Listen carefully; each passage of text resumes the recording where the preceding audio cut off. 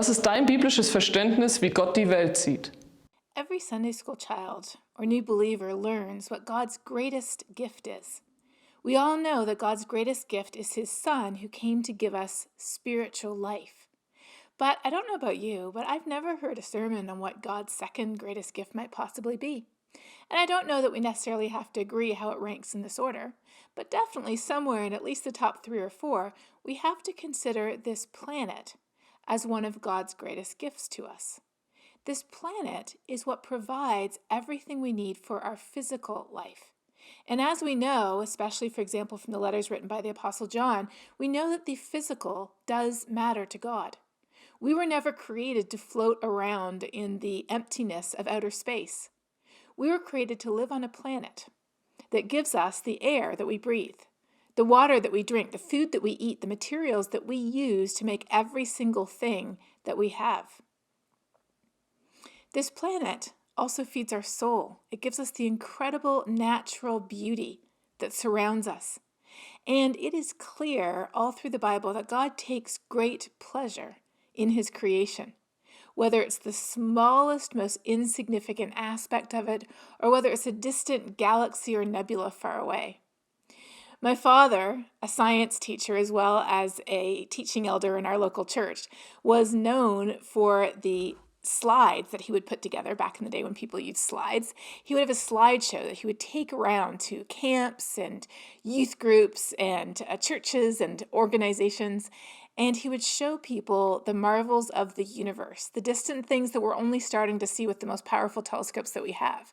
And he would refer to those as God's art gallery, things that God created simply for the pure pleasure of their beauty. Something that no human eye would see until today, and even still we know there's so much that we haven't seen yet. But it's not only that. It's the fact that we as humans are told that we have a special relationship with nature. So in Genesis 1, chapter 1, first book of the Bible, it says, God said, "Let us make human beings in our image, reflecting our nature." And that verse has a so that, it has a reason attached to it. And the reason is no mystery. It follows immediately from this. It is so that we can, rada is the Hebrew word, every living thing that moves on the face of the earth. Now, rada has been translated originally as have dominion over. But rather than argue over what the proper translation is, I think that seeing this word used elsewhere in context lends new meaning and clarity to it. So, for example, in Psalms, this word rada is used, and it refers to a godly ruler. May he rada from sea to sea. To what? In order to oppress, in order to extract all the resources from, in order to enhance the personal gain? Of course not. May he rada to deliver the needy when he cries to help, the afflicted also, and him who has no helper, to have compassion on the poor and the needy, and the lives of the needy he will save. So the word rada is clearly associated with taking care of those that do not have the resources and the ability that we have. And then in Genesis 2, it continues and it says, the Lord God put man into the Garden of Eden to, and the words here are abad and shamar. Forgive my Hebrew accent, I do not speak Hebrew.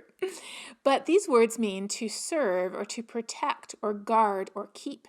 And they carry the connotation of stewardship. Imagine if we were given a piece of land by someone who we love and respect more than anyone in the world, and that person has invested in that land and cares deeply about the smallest blade of grass or insect on that land. And imagine if, rather than cultivating it and caring for it, imagine if we extract every penny of value we can from it and leave it a crushed and broken ruin. Instead, imagine if we took that land and we invested in it. We took care of it. We made sure that it was healthy, that the soil was healthy, that it could produce crops, that it could feed people, it could provide habitat for animals and plants. That would be fulfilling our responsibility. Here's the interesting thing, though. Often we assume that nature or creation is other than us. So we read that verse in Genesis 1, and we assume that means that we are to care for every living thing, plants and animals. And in fact, this carries through to modern society today.